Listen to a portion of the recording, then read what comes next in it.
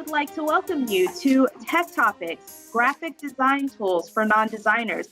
My name is Tanisha, and I'm here with Hillsborough County Public Library, and I'm also joined with Bethany, who is also part of our library system. How are you doing this afternoon, Bethany?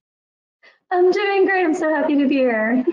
All right, awesome. So I'm going to go ahead and get out the way so that Bethany can present to you some graphic design tools for non-designers. So Bethany, go ahead and take it away. All right. Welcome, everybody. I'm so excited to get started. We have a lot to cover in a very short period of time. So I'm going to get through all of the information I prepared for you all today, and then we'll have some time at the end for any questions you might have. So let me go ahead and turn off my webcam and let's get started. Okay, so today's topic, as we said, is graphic design tools for non-designers. As we get started, I just want to point out one of our fantastic resources that are available to anyone with a library card. We have access to the Adobe Creative Cloud. It is one of the most powerful tools that the professionals use for graphic design, print layout design, web design, photography, illustration, and more. It is available at these 10 locations in the library system. And if you want more information, check out that website down at the bottom, hcplc.org/services/creative cloud for more information. Okay, so as we get started, I just want to cover briefly the basics of what do we mean when we're talking about graphic design. Graphic design at its heart, the heart and soul of graphic design is communication. The idea is you're using visual elements, including typography and images, to communicate a message. Here's real-world examples from the Park Service. Think about any of these icons, just any image on the screen. You can look at it and you can pretty confidently say what that image is trying to convey. Now, think about how big a sign would have to be to list all of these services in words, the way that it's depicted in the images. And then consider all the different languages that people might be speaking. How big would your sign have to be to cover all those different languages as well? So you can see how graphic design can be very important in communicating a message quickly and efficiently. Another real world example here, imagine you are driving down a busy street in Los Angeles at 9 a.m. on a Tuesday, and you see a parking spot. Can you park there? Well, if you're looking at the left-hand example, you're going to have a hard time figuring that out in about 2 seconds before somebody's honking at you to get out of the way. So a great solution for this was created by Nikki Silientech. I'm hoping I'm saying that right. She came up with a graphic design that incorporated all this information, all these different ideas into something that was very easily interpreted very quickly. The point of all of this is to say that graphic design needs to communicate a message. And if your design is not doing that for you, it's not doing its job. So, of course, the biggest question on everyone's mind, usually when they're starting a project like this, is, well, what tool do I need to use? And of course, I answer that with a question of my own. Well, what are you trying to do? Are you trying to create a PowerPoint presentation? Are you trying to create a flyer to sell something? Are you designing a t-shirt? Do you need a logo for your business? Your needs are going to be different, so the tools are going to be different. One thing that you really should understand before you get started is the difference between vector versus rasterized images. Vectorized images or vector images are built by mathematical formulas. On the left-hand side of your screen, you can see all those shapes, all those lines, those points. Those are determined by mathematics happening inside the machine. On the right-hand side, a raster image is built by pixels, little blocks of color. The difference here is that a vector image, whether you shrink it down or scale it up, it's always going to look the same because it is determined by mathematical formulas. This is what's great for designing a logo or certain types of web graphics where the image might be resized according to the size of the screen. A pixelated image or a raster image is going to be great for capturing lots of information like a photograph. But if you blow that up or if you shrink that down, if you try to scale that image, you're going to lose quality. And so the key thing to remember are the different file formats. If you are going to order something for screen printing or embroidery, sometimes a company is going to tell you, hey, we want vector images, vector artwork, and they might, charge you an upcharge to convert a raster image to a vector. So pay attention to those file formats. I've got examples at the bottom of the screen here. EPS, SVG, AI are three of the most common vector image file formats.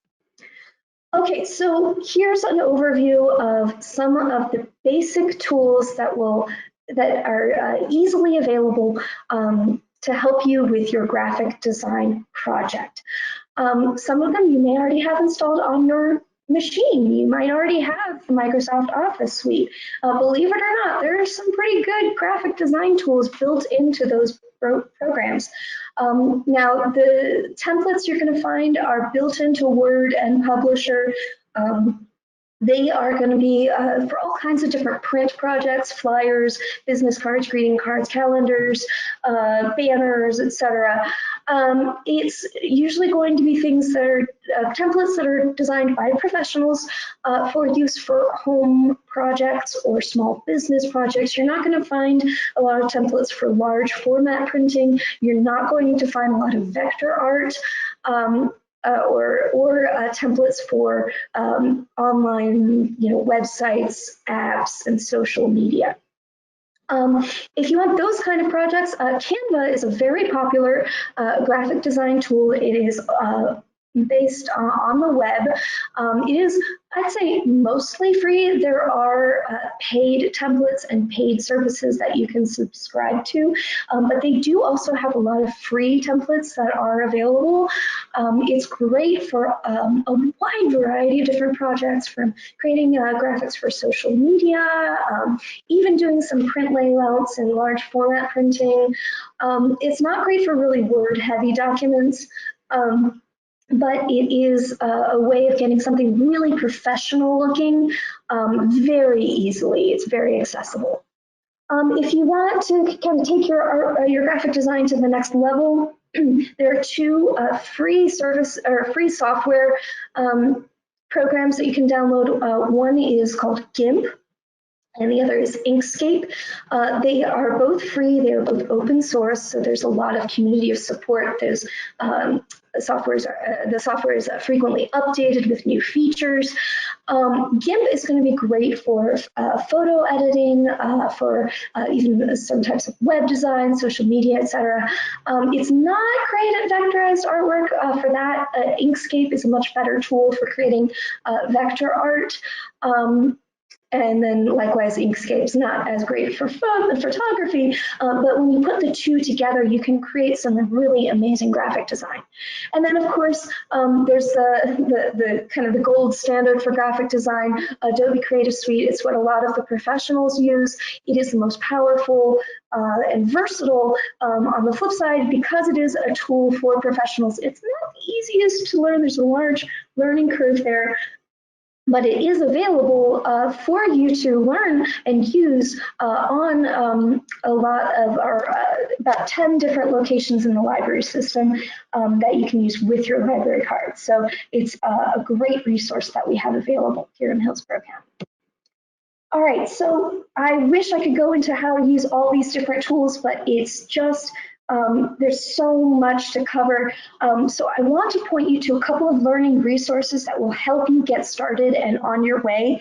LinkedIn Learning is a fabulous resource for learning how to use a lot of the tools we just covered, including Canva, Inkscape, and GIMP. LinkedIn Learning is available. If you check out the website, hcplc.org, go to our learning and research page, and you'll find links to LinkedIn Learning. You sign in with your library card, and you can access all kinds of tutorials and even full courses on how to do graphic design and how to use these tools specifically. Another great resource we have available is gcflearnfree.org. Again, it's available from their website, htplc.org/research, and then you go to careers and education, and you will find tutorials here on graphic design, how to use tutorials on Microsoft Office, and a lot of these other tools we covered. All right, so I'm going to open the floor back up to Tanisha, and if you guys have any questions, I would love to help answer any of those for you. So take it away, Tanisha. All right, Bethany, thank you so much for all of that awesome information. So we already have some questions there in our question section, but just as a reminder, if you have any questions for Bethany, go ahead and submit them into the question section. Desktop or laptop, questions section of the control panel, tablet, tap on the little question icon and you can put them there. So we do have somebody asking, is the Adobe Creative Cloud the best thing that you can use to create, to do graphic design? That's an excellent question. And I have to qualify it in my answer. It is an extremely powerful tool. It can do everything from web design to print layouts, large format. I mean, if you can dream it, you can do it with the Adobe Cloud. I'm not sure I would recommend it for a beginner though. It is a powerful tool, but it is not very user friendly for beginners. Now, if you're willing to invest the time into learning the software and dive into some of those LinkedIn Learning courses maybe, or with tutorials online, you find loads of information on how to use it and how to get started. So ultimately, I'd say it is one of the most commonly used by professional graphic designers. And so in that way, it's kind of the gold standard. There are some competitors out there, but it's not the best for beginners, I would say. Like if you want to get a project going and get it done quickly, maybe that's not the best one you want to start with. But it is a very powerful, very amazing tool. Or set of tools, really. Yeah, and Bethany, I know that you have experience in graphic design. I do not. I will say that the LinkedIn Learning, one of the resources that Bethany shouted out there, has for Photoshop, for instance, LinkedIn Learning has at least 10 hours, if not more, of material, at least. Oh, so yeah. There's a lot, there's so much for you to learn. Got another question here. Does GIMP/Inkscape, work with comic and animated images? So for animation, I haven't used Inkscape myself. I've kind of dabbled it. I've tried to learn some of GIMP. I'm not sure if it does animation. Now it does, with vector art, you can do some amazing comic illustrations with GIMP and with Inkscape, and the two you can use them together, which is fantastic. Like you can take an image from Inkscape and import it into GIMP, which is really cool. You can create some amazing layered artwork that way. But I'm not sure if it does actual animation or not. I'd have to check. There are some other options as well. Blender is another free software that can be used for creating animation and 3D imagery as well. So that's another powerful tool. Awesome. And another open source software. Yeah. Awesome. Thank you. And then we got one more question here. We have somebody asking, do you need to be artistic to use any of the tools you talked about today? That's a great question. So I would say no. I would say there's a great tutorial on GCF Learn Free. In fact, let me go ahead and pull up these tools I was talking about. If you go to can you all see my screen okay? Yeah. Okay, so if you this is our HTPLC website. If you go to Learning and Research, and then you can search by name, but if you go down here to Careers and Education, here is GCF Learn Free. And over here, if on the website, you'll find topics, creativity and design, graphic design, and more. You're going to find a lot of tutorials and courses on how to understand the principles of design. And it even lays out like how to use color.